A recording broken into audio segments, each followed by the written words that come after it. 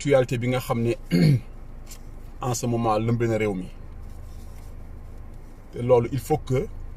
ñu def ci taxaw seetlu incha allah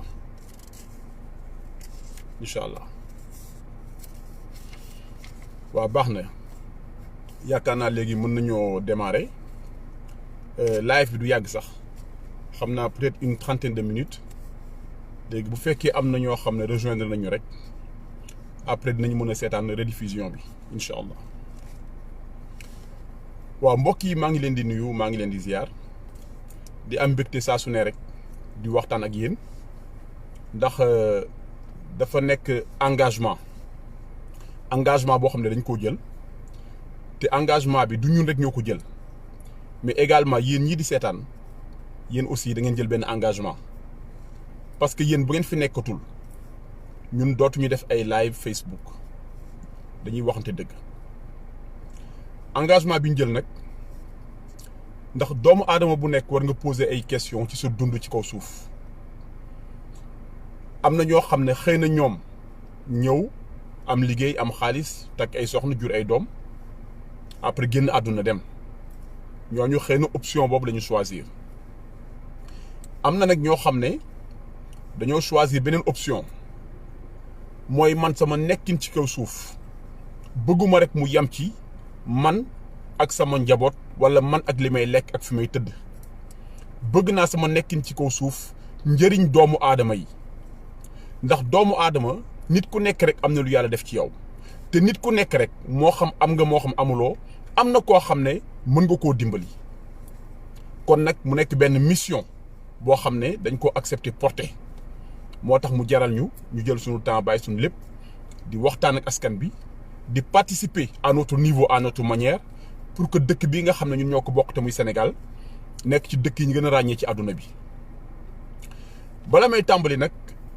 maa ngi leen di nuyu wax dëgg yàlla Fatou Sène Aïda yéen ñëpp maa ngi leen di nuyu caporal waa yu maa ngi lay ziar mais bala may tàmbali dafa am loo xam ne dama bëggoon ñu waxtaan ci te waxtaan bi pour mu am solo pour mu neex il faut que ñu génnee ci parparloo waxtaan bi il faut que ñu teg ko ci ay faits maanaam loo xam ne c'est factuel mu bañ a nekk waxtaan boo xam ne day am parparloo man képp ku ma xam na ne man le président Ousmane Sonko moom laa yaakaar ne man moo mën a defar Sénégal kooku sama opinion la mais tey waxtaan bi dama ci bëgg a génnee parparloo pour waxtaan bi mën a objectif di bëgg a wax tuuti rek ci profilu le président Macky Sall président Macky Sall Mor maa ngi lay ziar président Macky Sall une partie du Sénégal ont voté pour le président Macky Sall sur une base de promesses malheureusement non tenues. Je dis bien sur une base de promesses malheureusement non tenues. Promesses yooyu nga xam ne le président Macky Sall teniru ko mooy yan promesse président daf ñu waxoon ne bis buñ ko falee buñ ko dénkee réew mi dina wàññi lii nga xam ne moom mooy mandat bi jëlee ko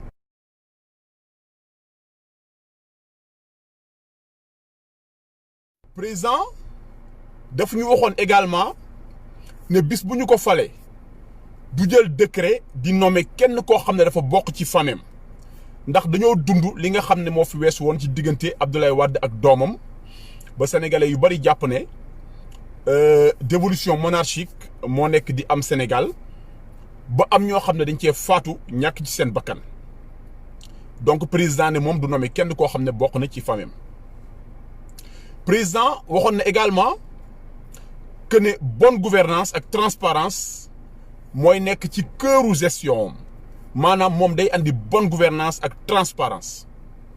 ba loolu moo tax d'ailleurs président créé OFNAC ba mu créé OFNAC aussi am na loo xam ne wax na ko man lépp lu may wax rek bu dee amul rek nee leen ma amul président mu ne OFNAC pour ñoom la dekkil na CREI yi mais CREI yi pour ñi nekkoon ci nguuru Abdoulaye Wade la ñooñu la CREI di topp mais OFNAC bi pour ñoom la te moom du protéger kenn président Macky Sall nee na du protéger kenn koo xam ne ànd na ak moom waa léegi nag ñu xool def jàngat xool est-ce que président la mu waxoon kaddu yi maanaam jëfam tey méngoon ak kàddoom daaw wala kàddu yi nga xam ne amoon na ko avant muy jël nguur gi.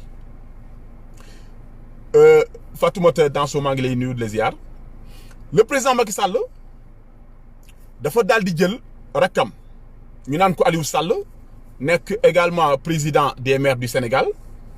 nommé ko directeur caisse de dépôt et de consignation. Caisse de dépôt et de consignation mu nekk bërëb boo xam ne alalu Sénégal moo fa ne ci ay milliards yu takkoo takku mu jël caisse boobu dénk ko rakkam ci yan anam la ko Aliou Sall yoree loolu ñun xamuñu ko. Est-ce que Aliou Sall daan nañ ko contrôler pour xam xaalis boobu naka la ko yore loolu xamuñu ko l'essentiel jël na kees boobu dénk ko Aliou Sall kon mu mel ni président li mu diggoon Sénégalais yi ne dina ko defu ko mu nekk loo xam ne ñun dañ koo naqarlu te li may wax nii waa APR soyez objectif xam ngeen ne li may wax nii inventé wu ma ko lu am la président Macky Sall yamul foofu mu daal di jël ki nga xam ne mooy goroom ñu naan ko Mansour Faye di mag ci Marème Faye Sall daal di koy nommé ministre jox ko budget bu takkoo takku kon président la mu waxoon ne du jël njabootam kon maanaam respecté wul kàddu yooyu président yamul foofu président Macky Sall daal di jël ki nga xam ne mooy goroom ñu naan ko Omer mooy góor gi nga xam ne moom moo jël yaayu Marème Faye Sall mu nommé ko PCA Petrosen maanaam ñun suñu pétrole Sénégal entreprise bi koy gérer mu jël poste bi gën a kawe jox ko ki nga xam ne mooy goroom te moo denc yaayu Marème Faye Sall kon mu mel ni président lam ñu diggoon yëpp maanaam def ci dara président Macky Sall dellu OFNAC bi nga xam ne moom moo ko samp ne waa OFNAC nañu xeex lépp luy guerre lépp luy corruption OFNAC def liggéey bu am solo liggéey boo xam ne OFNAC dafa épinglé ci ay rapport ñoo xam ne dañu ànd ak président di liggéey OFNAC jël rapport yi mettre ko à disposition du président Macky Sall ne ko diw ak diw kat luubal nañ ci lii ak lii ak lii def nañ suñu enquête ba rapport yaa ngi fi te OFNAC ñi fa nekk ñëpp di liggéey wax dëgg yàlla ñu xarañ lañu ay commissaire de police ay anciens magistrats donc ay nit ñoo xam ne wax dëgg yàlla c'est pas n'importe qui ay nit ñoo xam ne am nañu parcours am nañu expérience ñoo nekk OFNAC président daal di jël dossier yooyu yëpp teg ci concom amu ci kenn rek koo xam ne jël na dossier am jébbal ko procureur pour ñu war ko àtte donc mu nekk loo xam ne vraiment méngoowul ak li nga xam ne loolu la ñu président Macky Sall waxoon te lii may wax nii waa APR xam nañ ne lii may wax ni lu am la nekkul loo xam ne dama ko inventé Sénégal gone gi doogu judd sax léegi xam na ko kon le président Macky Sall dafa nax les Sénégalais dafa abusé wu ci confiance bi nga xam ne Sénégalais amoon nañ ko ci moom waaye Sénégal comme ni may wax rek dafa mel ni dëkk boo xam ne yàlla daf ñoo bëgg dimbali ndax yàlla bu la bëggee dimbali ci nit la koy jaar du ko jaar ci mala ci doomu aadama la koy jaar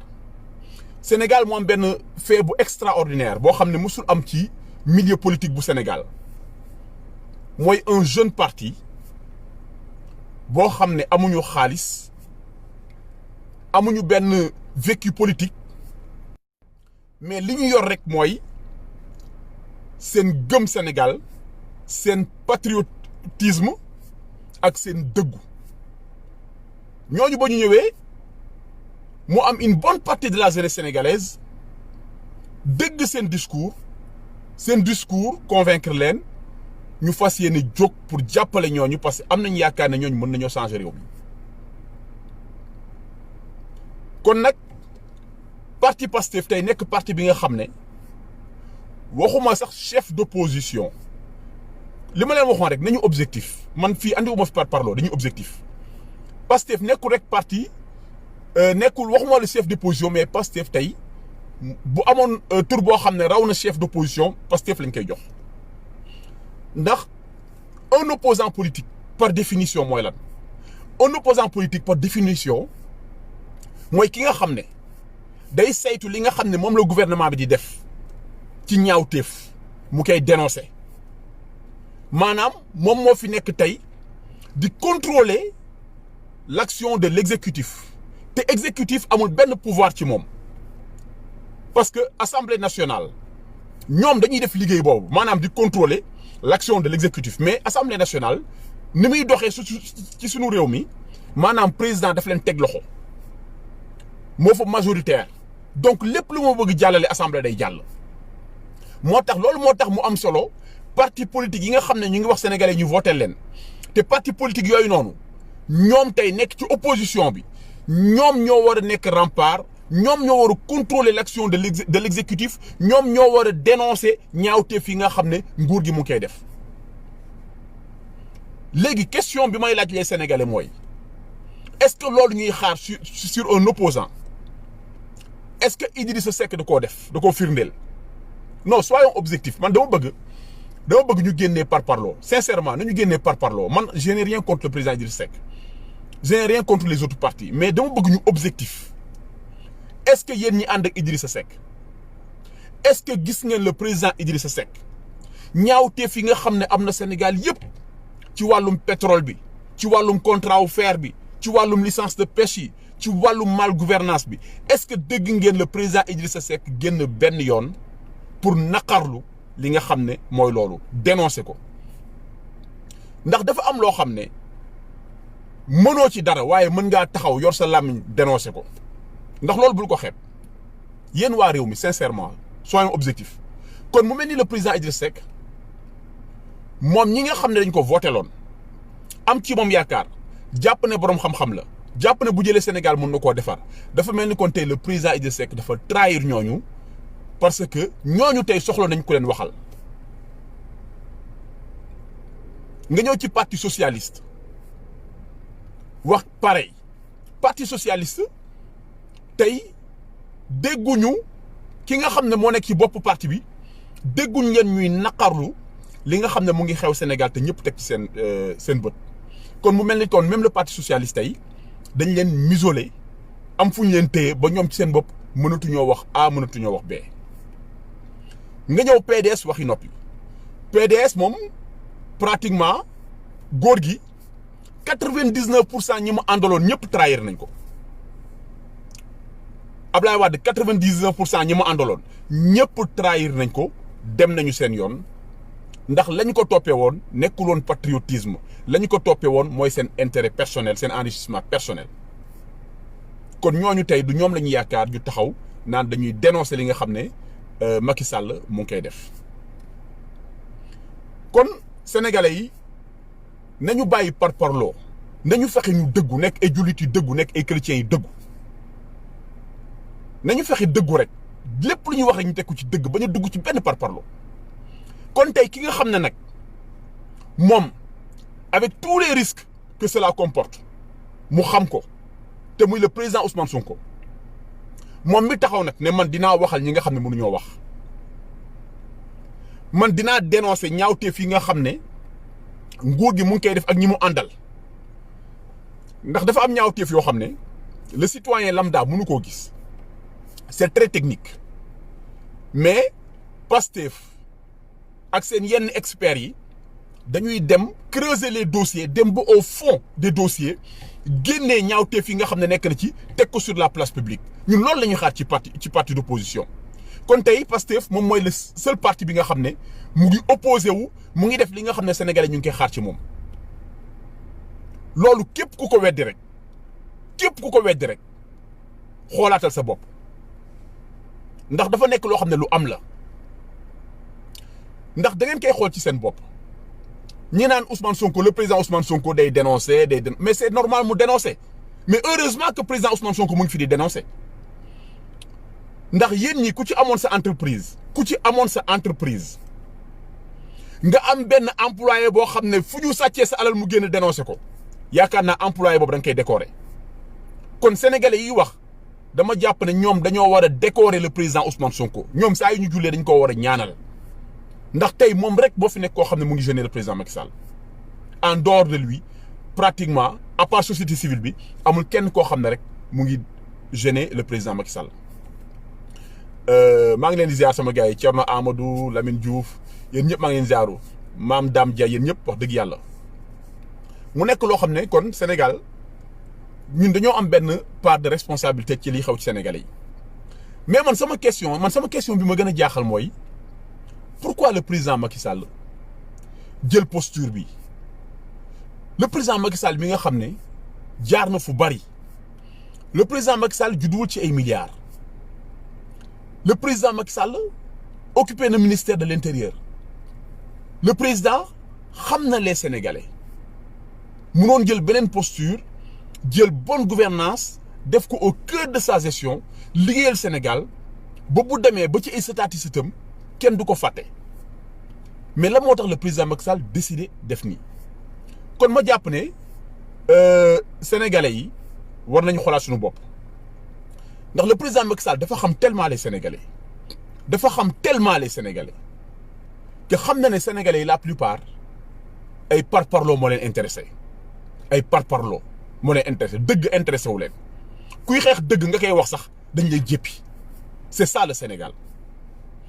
mais am na benn pàcc bu ndaw boo xam ne mu ngi ci population sénégalaise bi pàcc boobu noonu dañoo commencé nag wane seen bopp ndax ñoom nekkuñ ci ay parparloo ñoom nekkuñ ci affaire hypocrisie ñoom dañ fi nekkal fi Sénégal ndax am na loo xam ne kenn mënu cee mucc am na loo xam ne doomu aadama mënu cee mucc mooy dee loo bari la da ngay dee koo mënta doon loo am xam-xam da ngay dee loolu am na ñoo xam ne def nañ ci prise de conscience te nit ku nekk boo demee nag ba nga xam ne adduna war na la gannaaw dem nga ba egg yenn âge yi mooy amatuloo kattan mooy lépp lu nga mën a mënatoo ko fi mu ne nii yaa ngi naan chaque jour yaa ngi naan kañ la war nga instant boobu noonu boo xalaatee sa jaar-jaar war nga mën a am xel mu dal war nga mën a am benn fierté xam ne kat man ba ma ci toll sama diggu ndënd am kattan wax dëgg yàlla am na combat yu bëri yoo xam ne porté naa leen te combat yooyu ba ma leen di porté yàlla sunu borom ak bëgg sama réew ak bëgg lu baax rek moo taxoon ma porté leen mais porté wu ma leen parce que dama ci amoon lu ma ci yaakaar loolu ñun ñëpp war nañu fexe mu nekk loo xam dañ ciy bàyyi xel moo tax yéen ñëpp ñu nekk fi ñoom Isma Ba ñoom Bas ñoom Fatoumata yéen ñëpp wax dëgg yàlla dama yaakaar ne loolu moo leen animé ba mu jaral leen ngeen bàyyi seen temps di waxtaan ak sénégalais di conscientiser doomu aadama yi parce que lépp ci conscientisation lay commencé lépp ci conscientisation lay commencé gis ngeen Anta maa ngi lay ziar gis ngeen yonent bi ba mu doon waar ñama nekkoon arabe yi ñu sonal ko dóor ko fii xam nga sonal ko vraiment mu dem ba découragé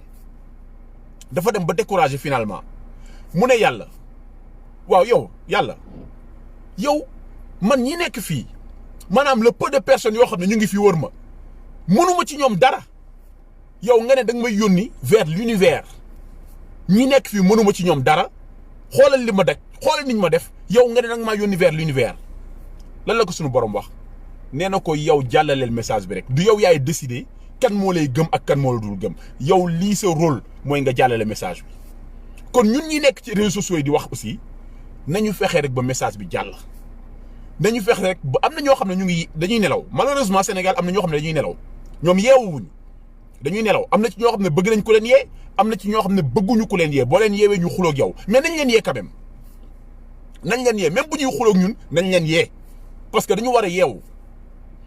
ndax bu ñu yeewul rek bis bu ñuy yeewu day fekk c'est trop tard kon mu nekk loo xam ne mbokk yi vraiment nañ ci gën a góorgóorlu ci conscientisation bi dañ ci gën a góorgóorlu mais dafa am loo xam ne foog ma def ci taxaw seetlu mooy parti Pastef Pastef dafa nekk benn parti boo xam ne dañuy contester dañuy dénoncer avec rigueur mais au-delà de dénoncer Pastef dafa jël benn posture de proposition kon tey Pastef dafa nekk parti boo xam ne mu ngi proposer askan bi ay solution yoo xam ne dina gën a yombal seen dundin ndax vacances agricoles patriotiques yi nga xam ne Pastef réussir na ko vraiment c'est quelque chose d'extraordinaire lii dafa nekk loo xam ne bés dana ñëw daañ ko mës a jàngale ci université yi ndax kenn mësul a gis parti bu mel ni Pastef ak vision bu ñu am ak taxawaay bi nga xam ne am nañ ko auprès des Sénégalais ndax vacances agricoles yi nii ampleur bi nga xam ne am na ko mais année prochaine dina doubler ba mu tripler dans 2 ans dina quadrupler wala mu quintupler parce que dafa am benn choc psychologique boo xam ne il fallait que déclic boobu ñëw ci boppu jeunesse bi kon jeunesse bi nga xam ne dem nañu tey am na ñoo xam ne musuñoo bay xamuñu sax luy suuf mais ci vacances agricoles yi dañoo découvrir leneen donc gis nañu léegi lan mooy importance suuf gis nañu lan mooy valeur suuf gis nañu lan mooy valeur mbay kon ñooñu noonu dañoo changer parce que dafa changer seen approche par rapport à l'agriculture mu nekk loo xam ne vraiment parti bi c'est à écrire en lettres d'or ci ay livres parti Pastef yamul foofu parti Pastef démarré lu ñu naan vacances scolaires patriotiques ñu naan ko VSP yi mu nekk loo xam ne aussi proposition la ñi naan Ousmane Sonko day dénoncer non Ousmane Sonko propose mais yéen li muy dénoncer moo leen intéressé mais li muy proposer intéressé wu leen parce que loolu ngeen bëgg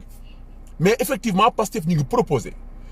te soutien scolaire yi nga xam ne Pastef ñu ngi koy def à disposition des jeunes sénégalais sunu doom yi sunu jarbaat yi nga xam ne ñu ngi jàng am na ci ñoo xam ne seeni parents amuñu moyen jël ay professeurs à domicile am na ñoo xam ne seeni parents amuñu moyen defal leen soutien scolaire kon tey Pastef moom moo engagé wu pour ñëw auprès des populations pour jàppale leen ba seen dundin li nga xam ne ñu ngi ko bëgg lépp gën a yomb kon un parti Pastef c'est un patrimoine c'est-à-dire patrimoine la boo xam ne ñëpp dañ ci war a jàpp sunu xalif généraux yi aussi di leen ñaanal gudd fan ak wér waaye di leen ñaan rek de temps en temps ñuy xaw a bàyyi xel ci li nga xam ne population bi ñu ngi koy dund ci jafe-jafe ndax Sénégal bu nekkee ci jàmm bi ñëpp lay laal y compris Touba y compris Tivaouane y compris Kaolack y compris Fouta jàmm ji ñëpp lay laal waaye Sénégal bis bu duggee ci fitna bi tamit ñëpp lay laal kon nag li nga xam ne ñu ngi koy ñaan suñu xalif généraux yi mooy léeg-léeg nañuy bàyyi xel li nga xam ne askan baa ngi koy dund parce que askan bi sonn nañu ba ci ñi nga xam ne sax ñoo voté loon le président Macky Sall am na ci ñu bari ñoo xam ne tey ñu ngi souffrir c'est-à-dire le minimum vital amuñu ko te pourtant ñu ngi dégg ay détournement ci ay milliards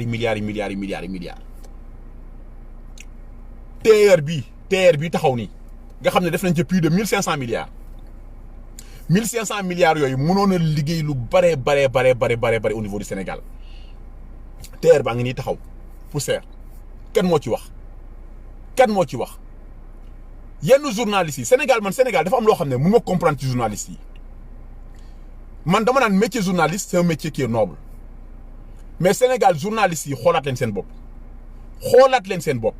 parce que yéen journalistes yi yéen a war a nekk avocat wu population bi yéen journalistes yi ni ngeen sawaree ci wax ci ndax audience bi am na wala audience bi amul entre Ousmane Sonko ak Mansour Faye ni ngeen ci sawaree war ngeen sawaree noonu de la même façon pour dem ci TER bi ngeen filmer poussière bi ñëw won ko Sénégalais yi ne leen gis ngeen fii la ñu dugal suñu alal lañ ñu diggoon yëpp gisuñ ko ci ñun journalistes yi loolu la ñuy xaar ci yéen te ngeen bàyyi ñu ci mel ni ay Mansour Faye di leen dajale ci ay salle mel ni ku yor ay géttum xar di leen raconter n'importe quoi permettre leen sax ngeen di poser question loolu nekk na loo xam ne wax dëgg yàlla du dëgg du yoon. Caporal maa ngi lay ziar Fatoumata merci ci encouragement yi quoi c'est très important kon journalistes sénégalais yi vraiment def leen seen liggéey parce que bu ngeen deful seen liggéey am na ñeneen ñoo xam ne ñu ngi ci réseaux sociaux yi def seen liggéey te bu yàggee kenn dootu leen déglu mais am na loo xam ne maa ngi koy déplorer li may gën a déplorer mooy boo ñëwee France wala nga dem États-Unis wala Canada feneen ak feneen wala États-Unis Donald Trump même ba ci Donald Trump day def ay conférence de presse avec des journalistes yi di ko poser ay questions mais Sénégal yëpp gis nañ ko Donald Trump day def ay conférence de presse journalistes yi di ko poser ay questions muy tontu mais Macky Sall lan moo tax Macky Sall du def conférence de presse avec les journalistes sénégalais yéen journalistes yi loolu dérangé wu leen yéen loolu choqué wu leen c'est-à-dire yéen da ngeen di xaar rek le 31 décembre Macky Sall voilà ñu jël benn panel de journaliste Macky Sall dajale ay quelques journalistes ñu dajale leen yóbbu palais mel ni ku yor gétti xar yóbbu palais yow am nga droit poser ñaari question rebondir une fois non mais c'est-à-dire yéen nangu ngeen ñu réduire leen à ce niveau-là journalistes yi nangu ngeen ñu réduire leen à ce niveau-là les journalistes sénégalais yéen président du wax ak yéen président amu leen occasion poser ko question 31 décembre mu tànn ñu muy tànn ñu yóbbu leen palais non c'est pas normal. Quand même soyez digne bu fekkee ne président mënu leen may conférence de presse ngeen koy poser question bu ñu leen wooyee 31 décembre bañ leen bu ñu leen wooyee 31 décembre palais bañ leen nee leen demu leen parce que ça doit être aussi dans les deux sens am ngeen ay questions yu bari yoo leen poser le président Macky Sall mais vous avez même pas l'occasion de lui poser ces questions là donc mu nekk loo xam ne dëkk bu normal warul doxee noonu. dëkk bu normal warul doxee noonu kon nañ leen bàyyi xel xam ne ñun Sénégal la ñu am ndax man léeg-léeg sax man dama naan waaw coono bi yëpp ndax jar na ko Fatoumata yow mi nga xam ne yaa ngi live ak ñeneen léeg-léeg nga ne mais est-ce que coono bi jar na ko finalement comme sénégalais yi ñoom majeure partie bi ñoom seen yoon neewu ci man teemaa toog ma nit jàpp sama ñàmbur dund sama dund mais problème bi mooy. yow mi nga xam ne da nga xam yow boo deful dara tu seras pire que ñi nga xam ne ñu ngi tëdd nelaw loolu rek mooy problème bi yow mi nga xam ne yàlla dimbali na la ba nga xam ne dëkk bi ni muy doxee baaxul luubal bi bari na te yow mën ngaa yee même bu dee benn nit wala ñaar nit mën nga leen a yee yow mi xam loolu boo toogee jàpp sa njàmbur yow tu es même pire que ñi nga xam ne xamuñu. kon nag ngeen gis ne dafa mel ni nattu la waaw mel ni nattu la kon nag comme yàlla loolu la ñu nattoo ñun li ñu mën rek mooy waxtaan li ñu mën mooy waxtaan ak sénégalais yi jéem a créer benn choc psychologique jéem leen yee ci lu bari ñoom aussi à leur tour ci seen entourage ñu def benn travail parce que objectif bi yéen ñi nga xam ne yéen a ngi seetaan live bi yéen aussi am ngeen benn part de responsabilité ci seen entourage ndax yéen da ngeen war a nekk ay relais. ñun dañuy wax mais yéen aussi da ngeen nekk ay relais li nga xam ne mën ngeen ko jottali ci seen entourage ngeen jottali ko ci seen entourage ñooñu aussi à leur tour dañuy jottali ainsi de suite yaakaar naa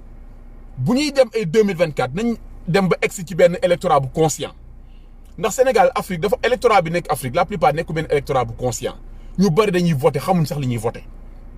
comme député nekk assemblée nationale rek def say liste dugal ci jaaykatu gerte bi dugal ci j'ai rien contre les jaaykatu gerte mais c'est une façon de parler dugal ci ki nga xam ne xamul sax fa la assemblée xamul sax Dakar boo ko joxoon passe di ko demal Dakar xamul fu Dakar féete nga xëy jël ay nit ñu mel noonu dugal leen ci ay liste def leen député xamuñ ñëw assemblée nationale déjà gëmewuñ ko ñooñu yaakaar nañ ne ñu ngi àjjana donc c'est normal que yenn dérives yi c'est normal que yenn débordements yi di am donc loolu yëpp aussi suñu faute la mais nañu yee sénégalais yi ba nga xam ne sénégalais yi léegi nañu xam la mooy importance élection présidentielle la mooy importance élection législative la mooy importance élection municipale ba nga xam ne am na loo xam ne dootuñ ko nangul kenn te li nga xam ne mooy liste yi nañ leen éliminer lillahi wa rasuli nañ leen dindi liste yi nga xam ne ku la neex def ci mu nekk député te encadrer mbir mi teg ay conditions pour que nit ki nekk député ñu teg ay conditions ba nga xam ne assemblée nationale ñi fay dugg ñëpp day nekk ñoo xam ne wax dëgg yàlla xam nañu àdduna am nañu tuuti background loolu nekk na loo xam ne wax dëgg yàlla war nañ ci bàyyi xel. waaw mbokk yi nag xam naa di leen ziar yéen waa ñoom caporal ñoom maam Fatoumata xam naa live dama koy yemale fii.